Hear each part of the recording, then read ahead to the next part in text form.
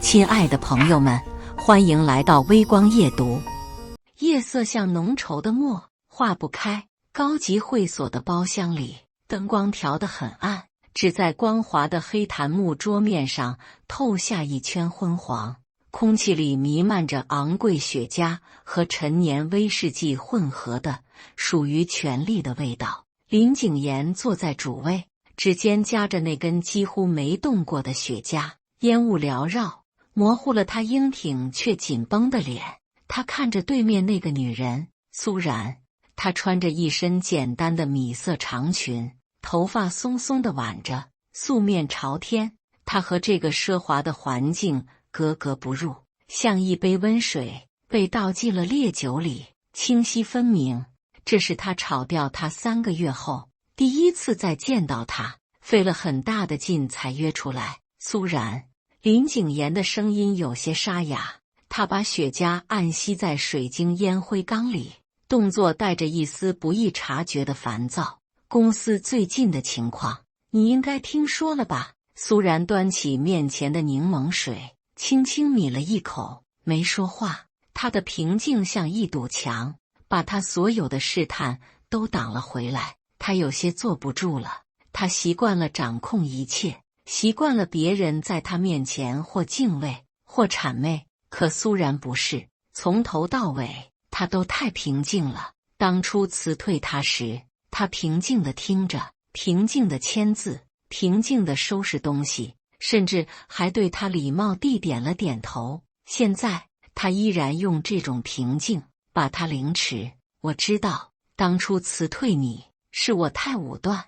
林景言放低了姿态，这是他30多年人生里极少有的时刻，是我被一些人蒙蔽了。李娜，她已经被我开除了。苏然的眼睫毛动了动，依旧没出声。林景言的心沉了下去，他终于抛出了今晚真正的目的，语气近乎恳求。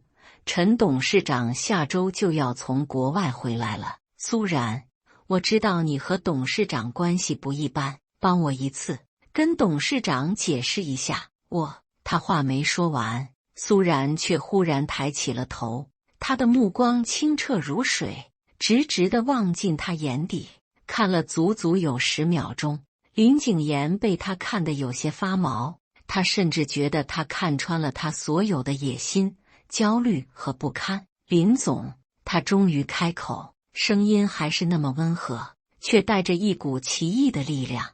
你好像误会了什么？我误会了什么？他立刻追问，像抓住了救命稻草。我帮不了你，苏然说。他的心一瞬间跌到谷底，他不甘心，身体前倾，几乎是逼视着他。你一定知道什么内幕，对不对？从我空降第1天起，你就好像什么都知道。你为什么那么冷静？你是不是早就料到会有今天？他的声音越来越大，带着失控的质问。苏然看着他，眼神里掠过一丝极淡的怜悯。他放下水杯，站起身，理了理裙摆。林总，他轻声说，像在陈述一个再简单不过的事实。关于你调职的事情，董事长回来后会亲自告诉你的。说完，他转身拉开门走了出去，没有丝毫留恋。包厢里只剩下林景言一个人。调职？他说什么？调职？他从没听过这个说法。他明明是董事长亲自聘请来做集团总裁的，未来是要接管整个商业帝国的，怎么会是调职？那2个字像魔咒，在他脑子里疯狂盘旋。他猛地想起苏然临走时那个眼神，那不是怜悯，那是宣判，一种彻骨的寒意顺着他的脊椎瞬间爬满了全身。3个月前，盛夏的午后，阳光毒辣，整座城市像一个巨大的蒸笼。华晨集团36楼的行政部，空调冷气开得足，却吹不散空气里浮动的人心惶惶。听说了吗？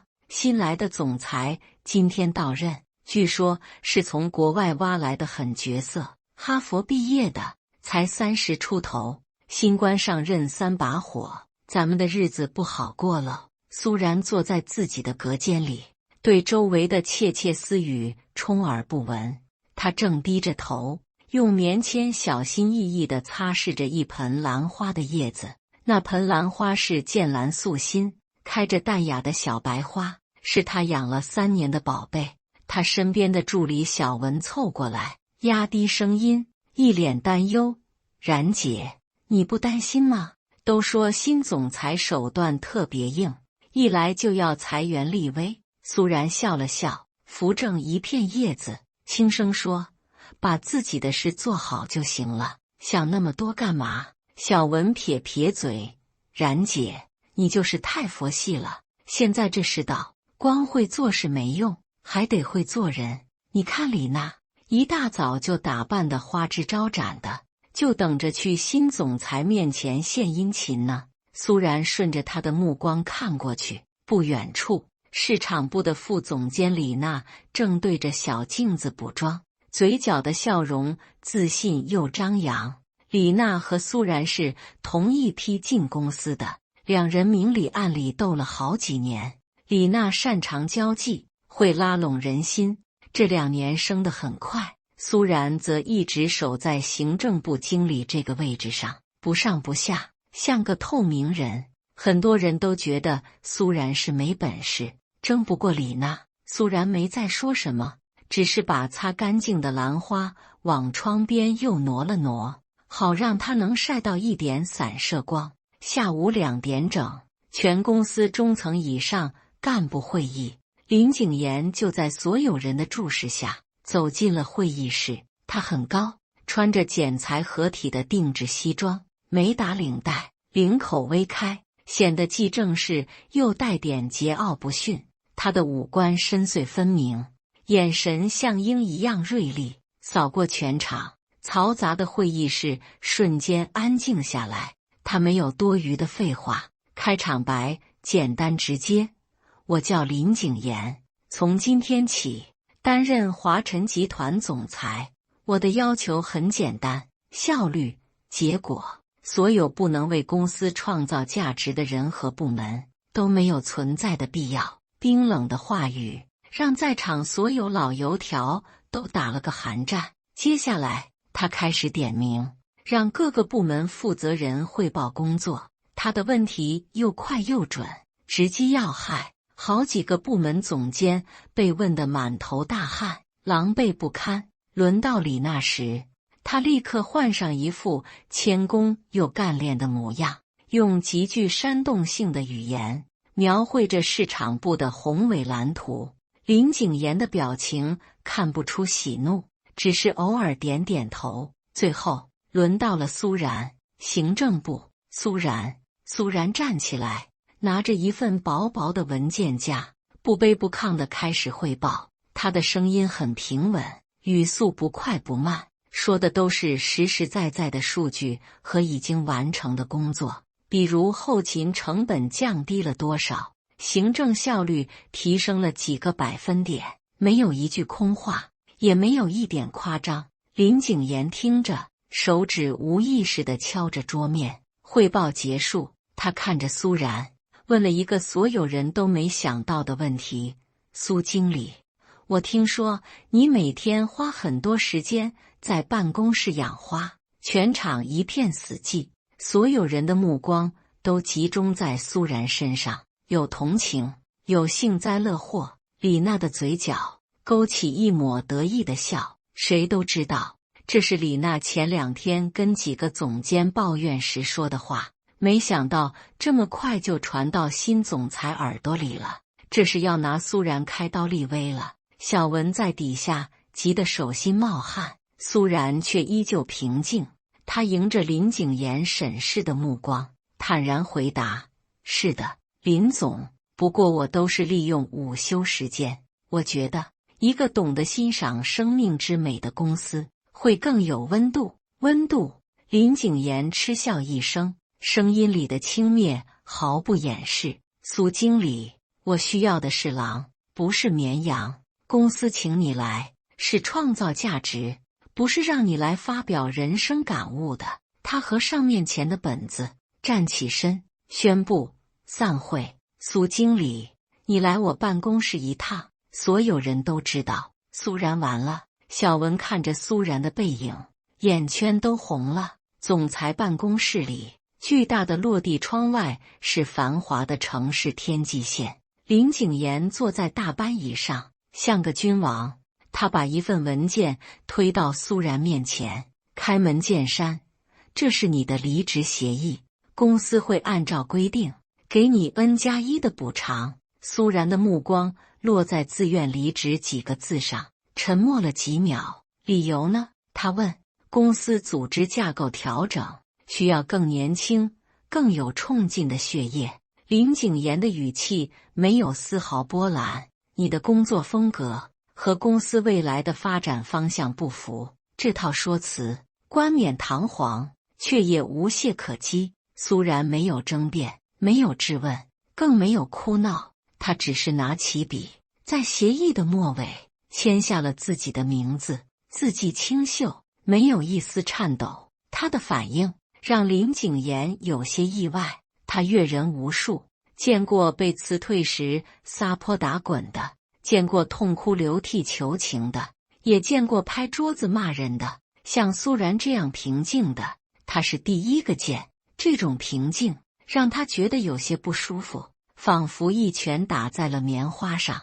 你没有什么想说的？他忍不住问。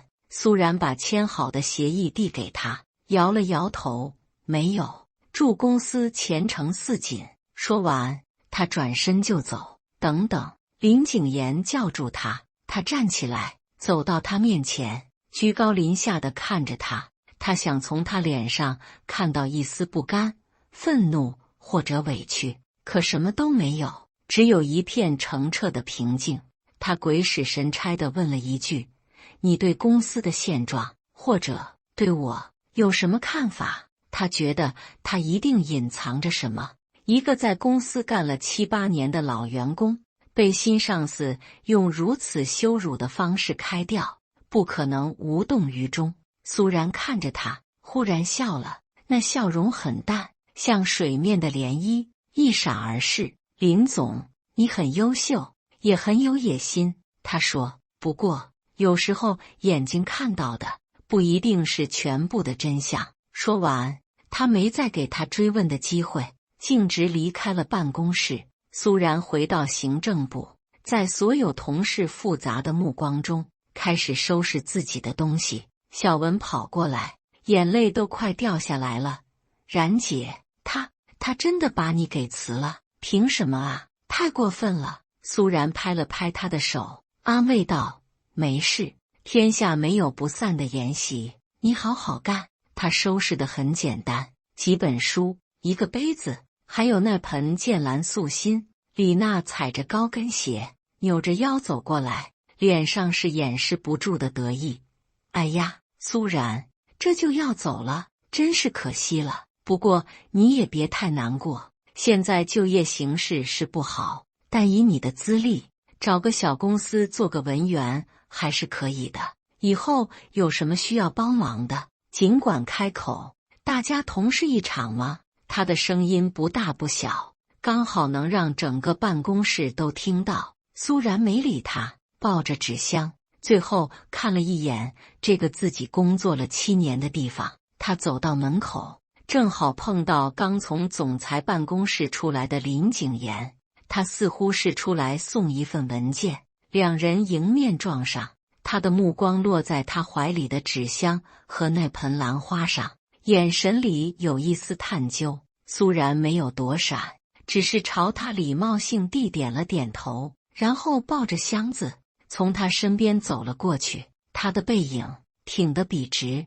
电梯门合上的那一刻，苏然长长的舒了一口气，绷紧的神经终于松懈下来。他靠在冰冷的电梯壁上，看着镜子里自己略显苍白的脸，说一点都不难过。是假的，7年的青春都耗在了这里。他从一个懵懂的实习生做到了行政部经理，熟悉这里的每一个角落，每一张面孔。他闭上眼睛，林景言那张冷漠的脸，李娜那副小人得志的嘴脸，同事们同情又疏远的眼神一一在脑海里闪过，像一场荒诞的戏剧。电梯到了1楼，门开了，明亮的阳光涌了进来，有些刺眼。苏然眯了眯眼，抱着纸箱走了出去。他没有回家，而是打车去了一个地方。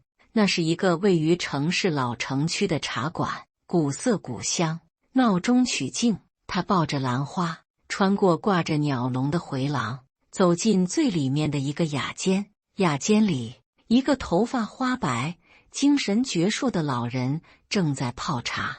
他穿着一身中式对襟衫，动作行云流水，充满了禅意。看到苏然进来，老人笑了，指了指对面的位置：“丫头，来啦。”陈董。苏然把兰花小心地放在桌上，坐了下来。这位老人正是华晨集团的董事长陈清源，一个白手起家、创造了商业神话的传奇人物。在公司，没人知道苏然和董事长的关系，所有人都以为他只是个不起眼的行政经理。陈清源给他倒了杯茶，热气氤氲，都办妥了。他问。苏然点点头，签了字，东西也搬出来了。那小子没为难你吧？没有。苏然笑了笑，他可能觉得辞退我就像碾死一只蚂蚁一样简单。陈清源哼了一声，端起茶杯吹了吹，狂妄自大。我把他从华尔街请回来，是想看看这头猛虎能不能适应中国的深山。没想到他进山第一件事就是把熟悉山路的向导给赶走了。苏然低头喝茶，没有接话。他和陈董事长的相识源于3年前的一次意外。那次公司组织去山区扶贫，路上突发山洪，车队被困。当时所有人都慌了神，只有苏然凭借小时候在乡下长大的经验，冷静地带着大家找到了一个安全避险的山洞，还用有限的物资帮助了几个受伤的同事。当时陈董事长也在车上，他不动声色地观察着这个沉着冷静的年轻女孩。从那以后，陈董事长便对她另眼相看。他发现苏然不仅细心有条理，更重要的是他看待问题不功利，有一种大局观和人情味，这在浮躁的商场里是极其罕见的品质。陈董事长年纪大了，2个儿子又都对做生意没兴趣，他一直在物色接班人，但他要找的不仅仅是一个会赚钱的机器，更是一个能守住华晨以人为本这个根基的传承者。他会时不时地叫苏然来喝茶，聊聊公司的人和事，听听他的看法。苏然成了他安插在公司里最隐秘的一双眼睛。这次请林景言回来，是陈董事长深思熟虑后的一步棋。他想给死水一潭的公司注入活力，也想看看林景言这把锋利的手术刀到底会切掉什么。他临出国前特意叮嘱苏然：“丫头，这头老虎野性难驯，你不用做什么，就做你自己。他能容下你，说明他还有救。他要是容不下你，后面的话陈董事长没说，但苏然懂了。董事长，你让我一直在负责的那个非遗手工艺扶持项目，林总他……”苏然有些担心。那个项目是陈董事长个人出资，委托苏然秘密进行的，旨在扶持一些濒临失传的中国传统手工艺，比如蜀绣、竹编、古法造纸等等。这个项目不赚钱，纯粹是情怀。林景言那种一切以利润为导向的人，肯定会视之为累赘。陈清源摆摆手，不用管，这也是对他的考验。一个只看得到钱的领导者，走不远。他看着苏然，眼神里满是欣赏。这也好，你被他开了，正好可以从公司里脱身出来，全身心投入到这个项目里去。我给你成立一个独立的工作室，资金方面你不用担心。苏然心里一暖，谢谢您，陈董。谢什么？我这是为了我自己。陈清源喝了口茶，慢悠悠地说，我老了，总想为这片土地留下点什么。钱财都是身外物，这些老祖宗的手艺才是真正的宝贝。他顿了顿，又说，至于林景言，你不用理他，让他去折腾，飞得越高，摔得越狠。等他撞了南墙，自然会想起你这个向导的好。苏然默默点头，他知道这盘棋才刚刚开始。被辞退的日子出乎意料的平静，没有了早晚高峰的拥挤，没有了处理不完的琐碎公务，没有了办公室里复杂的人际关系。苏然感觉整个人都松弛了下来。他把那盆兰花放在了自家阳台最好的位置，每天早上起来浇花，然后去附近的公园跑步。他的父母打来电话，小心翼翼地问起工作的事。苏然只说公司人事变动，自己想休息一段时间。父母听了，虽然担心，但也没有多问，只是嘱咐他要好好吃饭。挂了电话，苏然心里有些酸涩。他知道自己其实不是一个很有野心的人，在华晨的7年，他只想安安稳稳的工作，拿一份不错的薪水，让父母安心。是命运把他推到了现在这个位置。小文偶尔会给他发微信，抱怨公司的新政。然姐，你走了以后，林景言简直疯了。他搞什么末位淘汰制，每天搞数据考核，所有人都紧张的要死。行政部新来的那个经理是李娜的亲信，什么都不懂，就知道催报表。李娜现在可得意了，当上了市场部总监，天天在林景言面前邀功，好多老同事都受不了，辞职了。然姐，我好想你啊，以前有你在，咱们行政部虽然不起眼，但大家心里都踏实。苏然看着微信，只能回复几句安慰的话。他知道林景言的改革短期内也许会看到业绩的飙升，但一个公司的根基是人，把人当成机器一样压榨，迟早会出问题。他没有再关注华晨的新闻，他把全部精力都投入到了陈董事长交代的那个非遗项目上。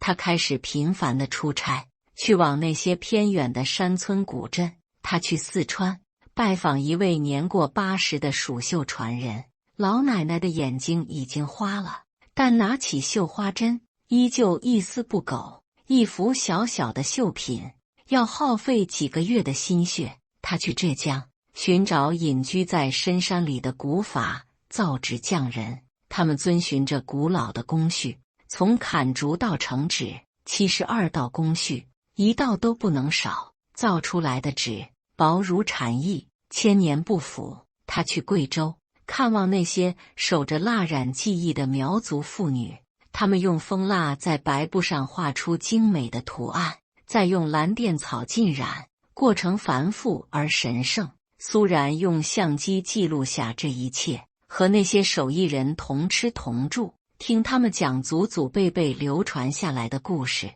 他发现这些手艺不仅仅是技术，更是一种生活方式，一种文化的传承。他们的美、质朴、厚重，充满了生命力，这比在冰冷的写字楼里做报表有意义得多。他的心渐渐被这些古老而美好的事物填满了。对于被林景言辞退那件事，他已经完全释怀，甚至他有些感谢他，是他让他有机会看到一个更广阔的世界。他把整理好的资料和拍摄的视频定期发给远在国外的陈董事长。陈董事长只回复了4个字：做得很好。与此同时，华晨集团内部正在发生着剧烈的震荡。林景言大刀阔斧的改革确实让公司第1季度的财报非常亮眼，利润增长了30%，股价也一路飙升，她成了商界最耀眼的新星。媒体争相报道，李娜作为他的左膀右臂，也跟着风光无限。林景妍沉浸在成功的喜悦里，她更加坚信自己的理念是对的。那些被他裁掉的老弱病残，那些被他砍掉的不赚钱的业务，都是公司前进的包袱。他甚至公开在一次采访中说，企业不是慈善机构，温度不能当饭吃，我只相信数据。这话传到了很多华晨老客户的耳朵里。华晨集团有很多合作了10几年的老客户，他们当初选择华晨，不仅仅是因为业务，更是因为陈董事长建立起来的那种信任和人情味。以前逢年过节，苏然的行政部都会精心准备一些小礼物，亲自送过去。客户家里有什么红白喜事，苏然也会代表公司送上问候。这些细节，数据报表上根本体现不出来，却是维系关系的纽带。林景妍上台后，这些人情往来全被他以不产生效益为由砍掉了。第一个出现问题的是华晨最大的客户，北方的一家老牌国企宏远集团。宏远的老总和陈董事长是几十年的交情，以往2家公司的合作顺风顺水，可最近宏远那边突然开始变得很挑剔，合作的款项也迟迟不批。李娜带队去沟通了好几次，每次都被对方以各种理由搪塞回来。对方的态度很客气，但就是不办事。李娜急得满头包，回来跟林景妍抱怨，这帮老古董思想太僵化了，跟他们讲数据讲模型，他们根本听不懂，就知道念叨以前陈董事长在的时候怎么样怎么样。林景妍皱起了眉头，他让助理调出所有和宏远集团相关的资料，他翻了整整1个下午，终于在一堆不起眼的行政往来记录里发现了一个细节。过去5年，每年宏远老总的生日，华晨都会送去一份特殊的礼物，一盆新培育出来的剑兰素心。因为那位老总是个资深的兰花爱好者，而负责这件事的人一直是苏然。林景妍看着苏然这个名字，心里第一次有了一丝异样的感觉。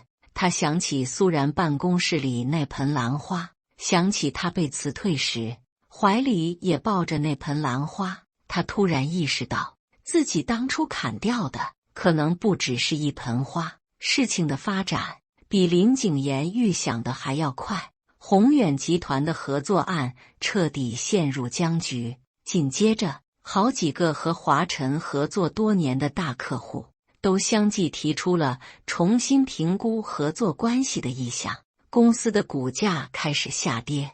之前被林景妍的激进改革掩盖住的问题，一个接一个的暴露出来。因为大规模裁员和严苛的考核，员工离心离德，工作效率不升反降，几个核心技术部门的骨干被竞争对手高薪挖走。林景妍第一次感到了恐慌，他引以为傲的数据模型，在复杂的人性和盘根错节的商业关系面前，显得如此苍白无力。他整夜的失眠，办公室的烟灰缸总是满的。李娜也慌了，她只会锦上添花，根本没有解决这种危机的能力。她能做的就是不断地把责任推给下属，推给市场环境。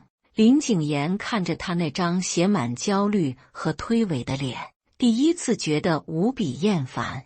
他想起了苏然，那个无论何时都平静如水的女人。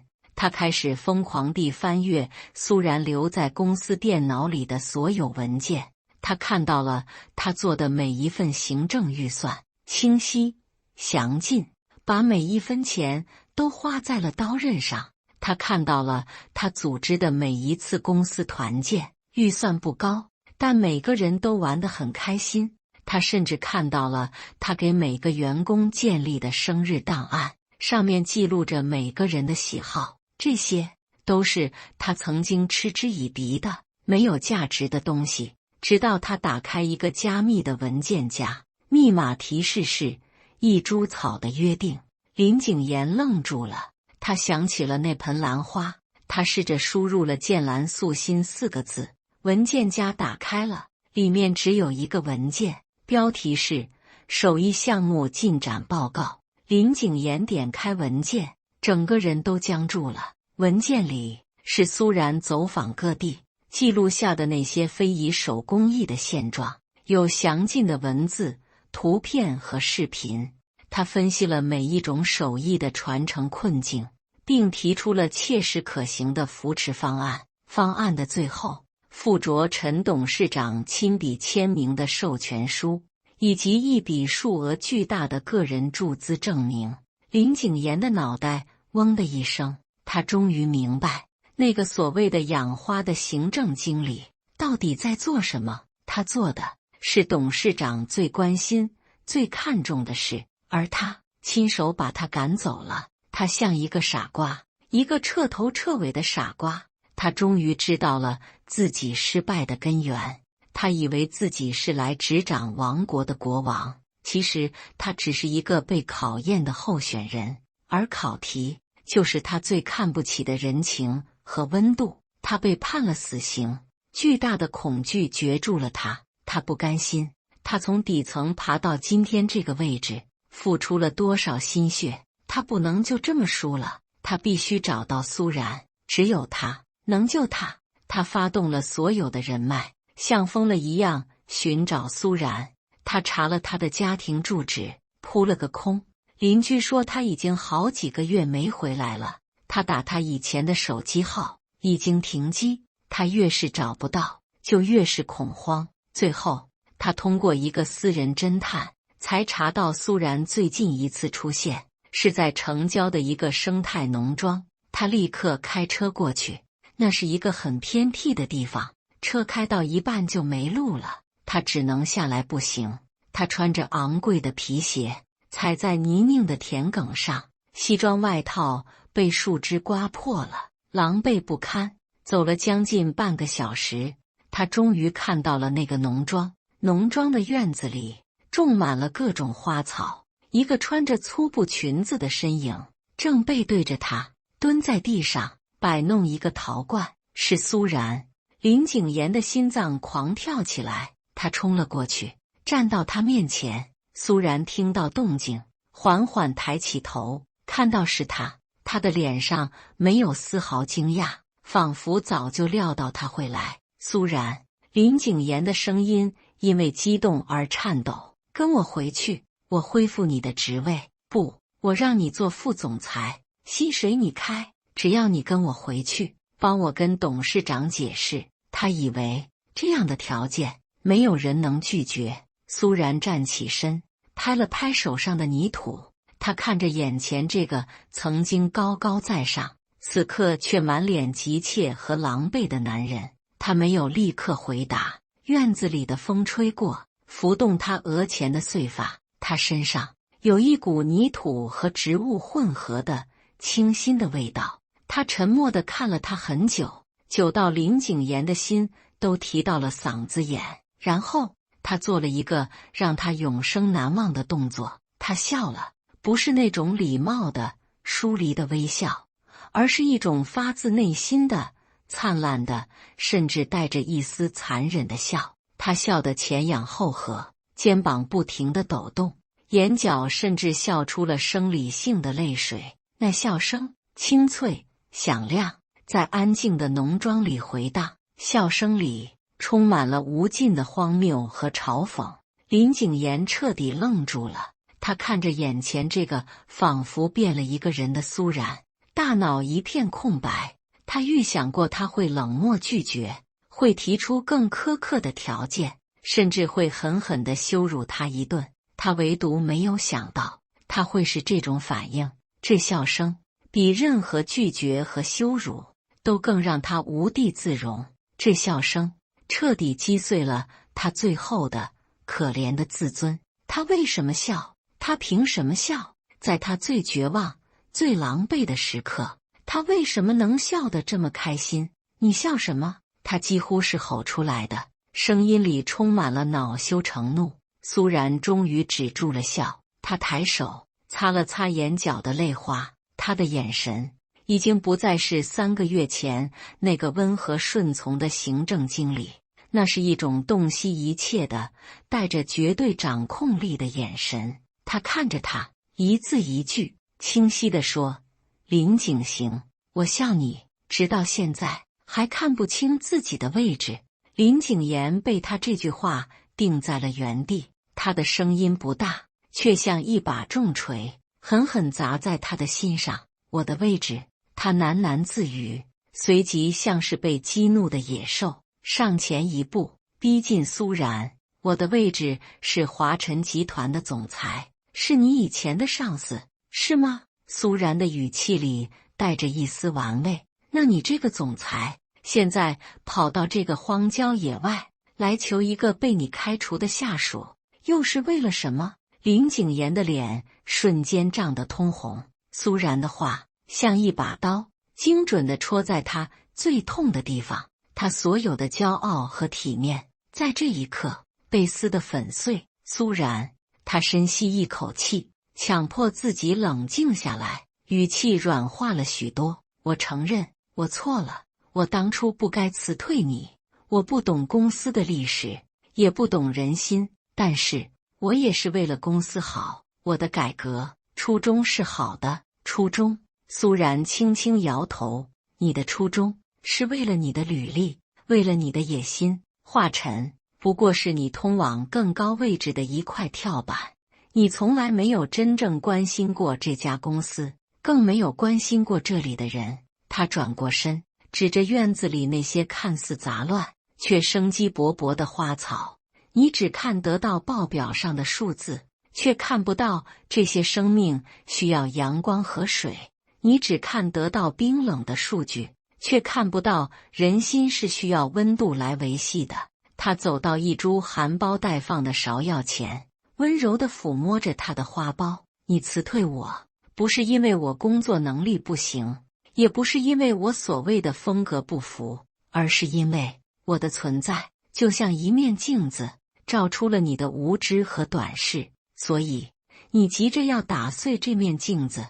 林景言的身体晃了晃，脸色变得惨白。苏然说的对，全对。他从第一天见到他，就从他身上感觉到一种他说不出的威胁，不是权力的威胁，而是一种价值观的威胁。他的从容淡定，他对那些无用之事的专注，都让他这个信奉精英主义和效率至上的人感到极度的不适。所以他要除掉他，用最快、最不容置疑的方式。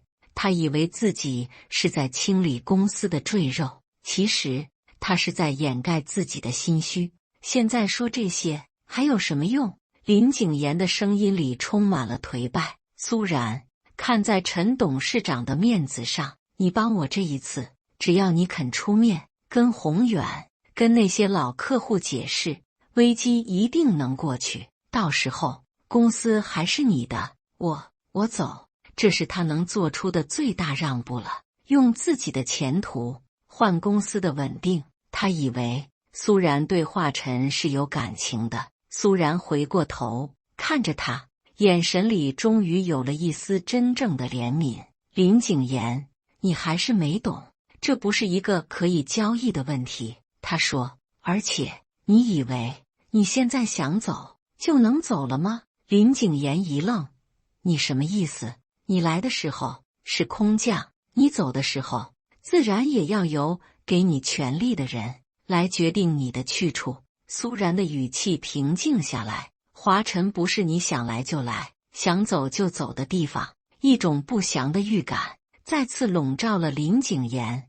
他想起了那晚苏然在会所里说的话，关于你调职的事情，董事长会亲自告诉你。调职，他嘴里咀嚼着这个词，到底是什么意思？董事长到底要做什么？苏然没有直接回答他，他走到院子门口，推开一扇小木门，门外是一片更大的田野。跟我来吧，他说。林景言鬼使神差地跟了上去，穿过田野，是一排排整齐的工坊。工坊里传来叮叮当当的敲击声和织布机特有的咔嗒声。苏然带着他走进一个最大的工坊，里面几十个穿着朴素的匠人正在埋头工作，有的在刺绣，有的在编织竹器，有的在给土陶上釉。阳光从天窗洒下来，照在他们专注的脸上和那些精美的手工艺品上，一切都显得那么安详而美好。一个年轻的女孩看到苏然，笑着跑过来：“然姐，你快看，王奶奶教我的双面绣，我终于绣出一只像样的蝴蝶了。”苏然笑着摸摸她的头：“真棒，继续努力。”林景言看着眼前这幅景象，彻底呆住了。他看到那些曾经只在苏然报告里出现过的蜀绣、竹编、蜡染，此刻都活生生地呈现在他眼前。这里就像一个非遗手工艺的世外桃源。这时他艰难地开口：“这里是手艺工坊。”苏然说：“是陈董事长真正的心血所在。”也是华晨未来的一个重要方向。未来的方向，林景言无法理解。靠这些能赚钱吗？这能跟金融、科技相比吗？短时间内不能。苏然坦然承认。但是林景言，一个伟大的企业不能只想着赚钱，它还需要有根、有灵魂。这些就是华晨的根和灵魂之一。陈董事长想做的不是一个只会被写进财经杂志的商业帝国，他想做的是一个能够传承文化、能够对社会产生正面价值的百年企业。他需要的接班人必须懂得这一点。苏然的目光扫过整个工坊，最后落回到林景言身上。现在你明白你为什么输了吗？林景言彻底明白了。他输得一败涂地，他引以为傲的哈佛学历、华尔街经验，在陈董事长真正的格局面前，显得那么渺小和可笑。他就像一个拿着计算器去丈量一座文化宝库价值的傻子。他一直以为陈董事长请他回来是看中了他的术，其实陈董事长真正要考验的是他的道，而他的道错了，所以我被辞退，也是计划的一部分。他苦涩地问。苏然摇摇头，董事长从没想过要辞退你，他只是想看看你会怎么对待一个看起来无用，却维系着公司人情和传统的我。可惜，你连第一道考题都没过。他看着林景言惨白的脸，继续说：“你辞退我，反而成全了我，让我可以没有顾虑的来做这件事。从这个角度，我确实应该谢谢你。”林景言无力地靠在门框上，他感觉全身的力气都被抽空了。原来他从头到尾都只是别人棋盘上的一颗棋子，他自以为是的每一步都在别人的预料之中。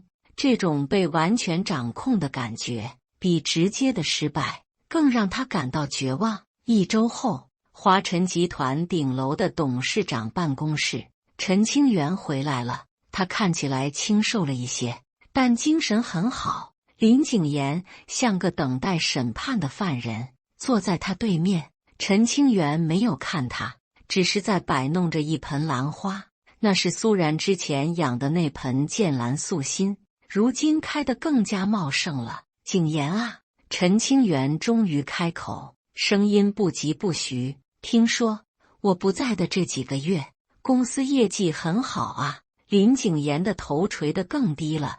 董事长，我对不起您的信任。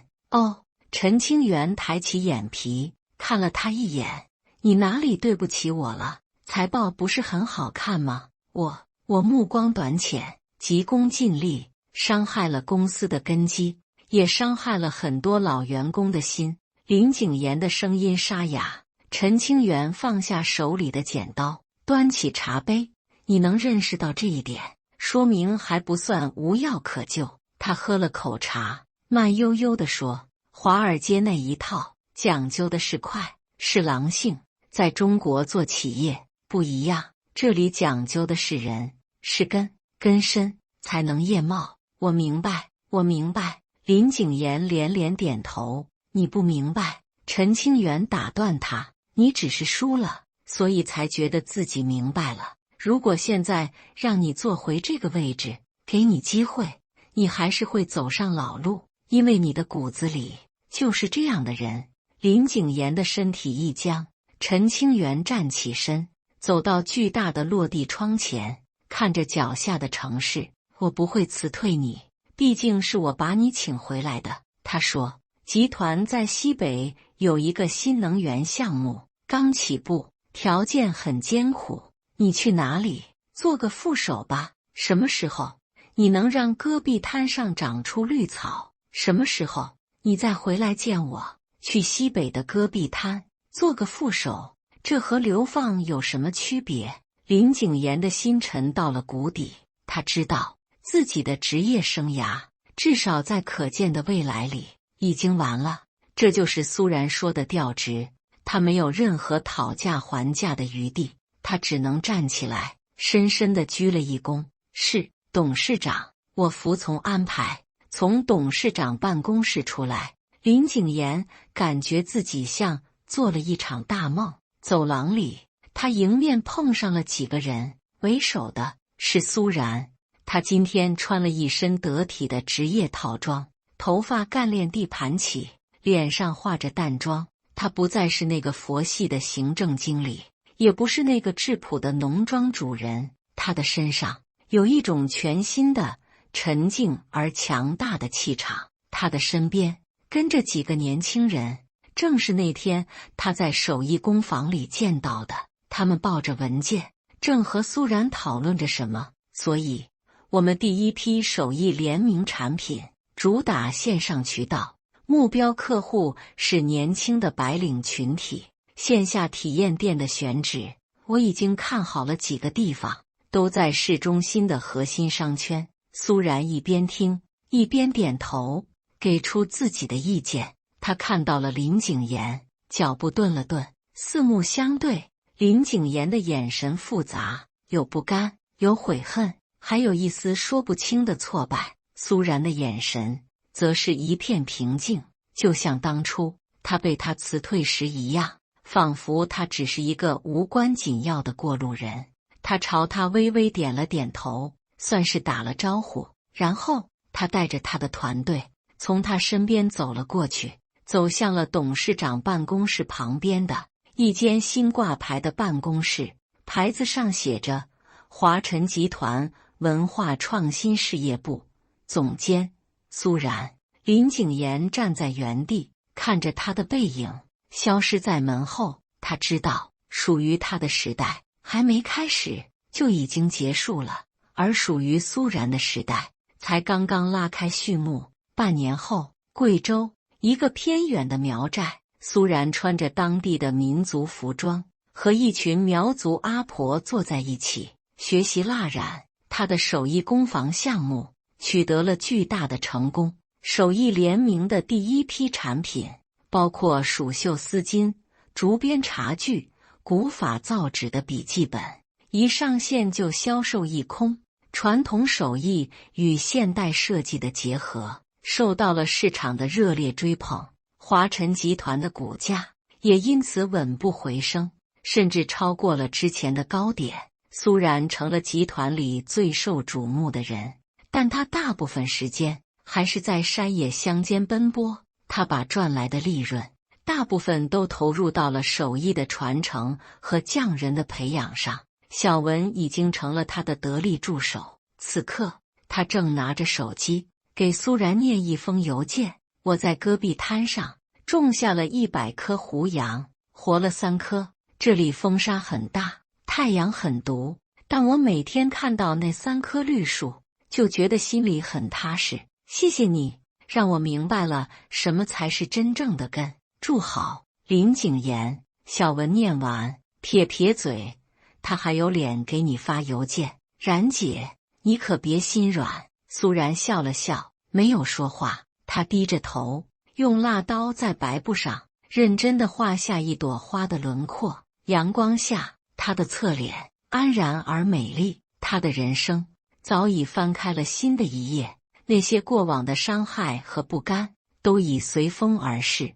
他找到了比在写字楼里勾心斗角、追逐权力更有意义的事情。他找到了自己的根。一阵风吹过，吹动了晾晒在一旁的蜡染布，蓝白相间的图案在阳光下像一只只自由飞舞的蝴蝶。不远处，孩子们在唱着古老的歌谣，歌声清澈，传得很远很远。